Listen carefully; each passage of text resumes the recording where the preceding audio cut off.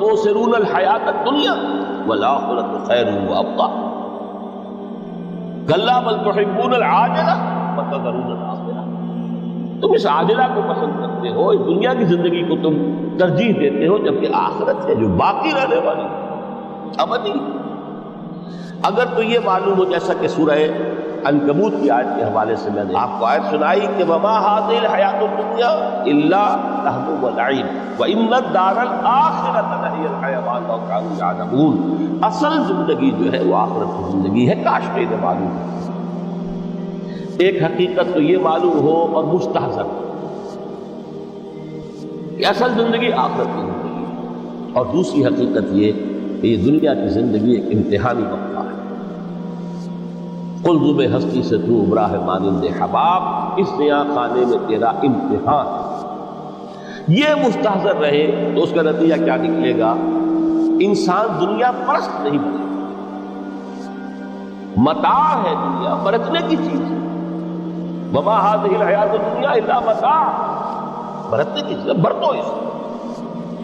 اب میں یہاں آپ کو کچھ حدیثیں بھی سنا دینا چاہتا ہوں۔ ایک حدیث جو حضور نے عجیب نقشہ کھینچا ہے، مالی ولی دنیا، لوگوں مجھے تمہاری دنیا سے کیا سروکار ہے؟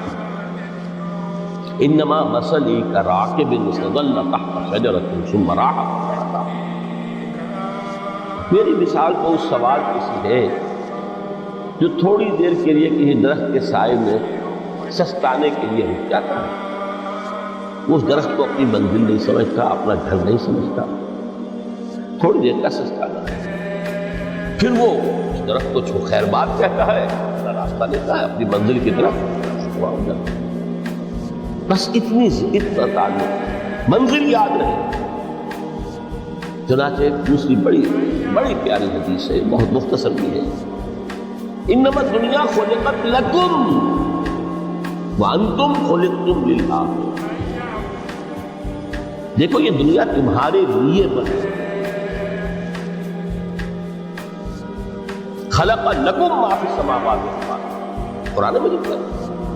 اس لیے میں نے کہا تھا خلافت ہمیں دینی تھی تو سب کچھ ہمارے لیے بنایا،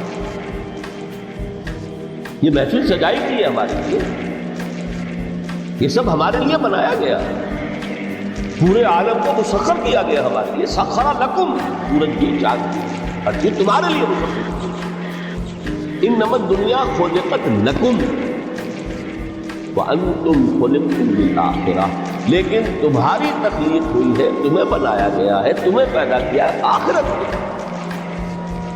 یہ منزل یاد ہے، میرا ٹھکانہ وہ ہے، میرا گھر وہ ہے، میری منزل وہ ہے، یہ راہ گزر ہے، یہ سفر ہے، یہ ایک وقفہ ہے، امتحانی وقفہ ہے۔ خلق الموت والحیات لیبلوکم ایکم احسن عملا۔ لیکن اب تیسری حدیث سنیے، اور یہ ہے وہ جو اس دنیا کو جو میں نے شروع میں کہا تھا بڑی ٹھوس حقیقت ہے، اللہ کی تخلیق ہے، سنجیدہ تخلیق ہے،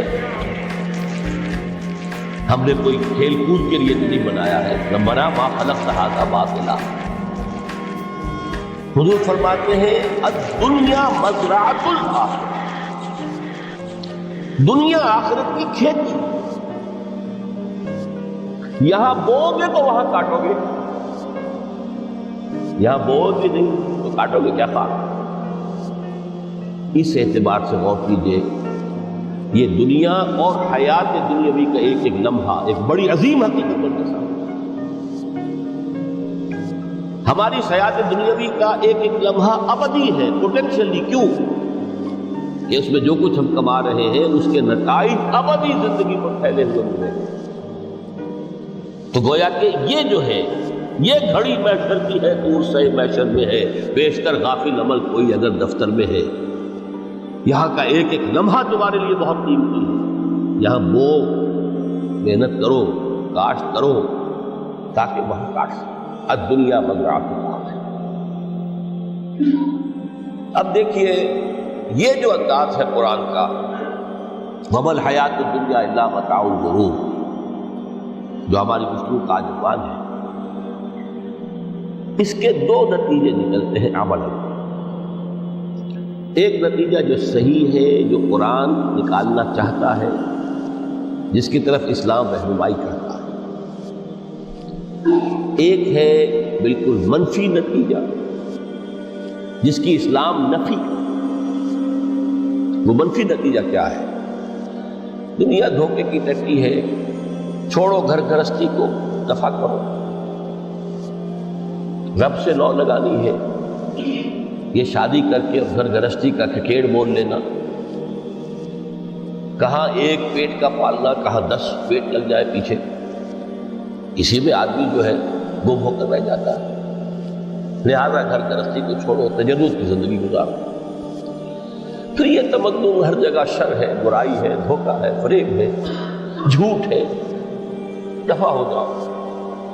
جاؤ کہیں پہاڑوں کی چوٹیوں پر، کہیں غاروں میں، گفاؤں میں، کہیں جنگلوں میں انہیں دبا۔ یہ ہے اس کا ایک منطقی نتیجہ جو نکلا ہے، اور تقریباً تمام مذاہب عالم میں نکلا ہے۔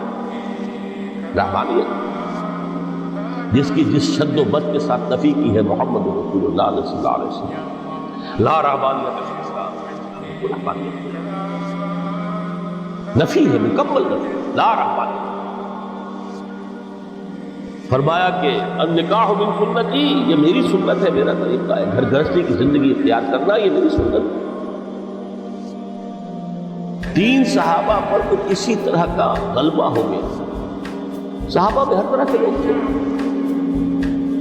ان میں وہ لوگ بھی تھے کہ جو بڑے ریشنلسٹ تھے، عقل کے حوالے سے بات سمجھنے والے۔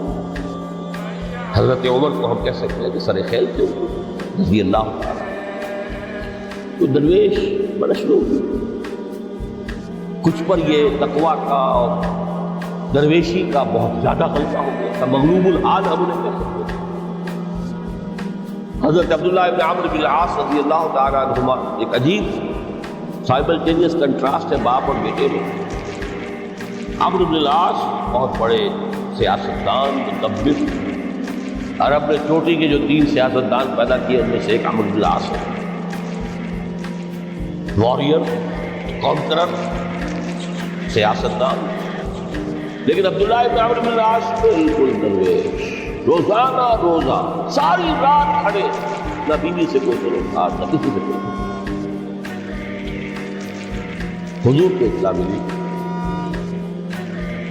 بلا لیا، جواب طلبی ہو گئی، یا عبداللہ اولم اخبر انک تصوم الدہر وتقوم اللیل، اے عبداللہ مجھے یہ خبر دی گئی ہے تم ساری رات کھڑے رہے اور روزانہ روزہ رکھو، کیا کہتے ہیں؟ یہ ایسا تو ہے، لا تفعل مت کرو ہر چیز، فإن لنفسك عليك حقا وإن لزوجك عليك حقا وإن لزورك عليك حقا۔ دیکھو تم پر تمہارے اس جسم کا اور نفس کا بھی حق، اسے آرام بھی دو، اس کی ضروریات بھی پوری کرو، اس کی دیکھ بھال بھی کرو، یہ بھی تمہارے پاس امانت ہے۔ پھر تم پر تمہاری بیوی کا حق ہے۔ کسی صحابی نے دیکھا تھا حضرت عبداللہ ابن عمرو بن العاص کی بیوی کو کہ وہ بالکل جیسے کہ میلی کچیلی حالت میں تھی۔ پوچھا ہی کیا حال بنا رہا ہے؟ کہ آپ کے دوست کو تو کوئی غرض ہے ہی نہیں سے، ظاہر بات ہے مسلمان بیوی اور اس کے لیے وہ سگار کرے، شوہر ہی کو کوئی دلچسپی نہ ہو، اس سے غرض ہی نہیں۔ رات رات کو سو بھی، دیکھو مجھے میں رات کو سوتا بھی ہوں، نماز پڑھتا بھی ہوں، میں روزے رکھتا بھی ہوں، نماز بھی کرتا ہوں۔ دیکھو زیادہ سے زیادہ ہفتے میں 2 دن روزے رکھ لیا کرو، تو حضور مجھے اور تھوڑی سی اجازت، اچھا 1 دن ناغا 1 دن صوم داؤد، اس سے آگے کی اجازت۔ اسی طرح 3 حضرات سراسر رحمت آتا ہے حدیث میں، بخاری شریف کی روایت ہے، ان پر بھی کوئی ایسا ہی غلبہ ہوا رحمانیت کا، ترک دنیا کا۔ انہوں نے آ کے ازواج مطہرات سے معلوم کیا آپ کتنی رات نماز پڑھتے ہیں، کتنا دو سوتے ہیں، مہینے میں کتنے آپ روزے رکھتے ہیں نفلی۔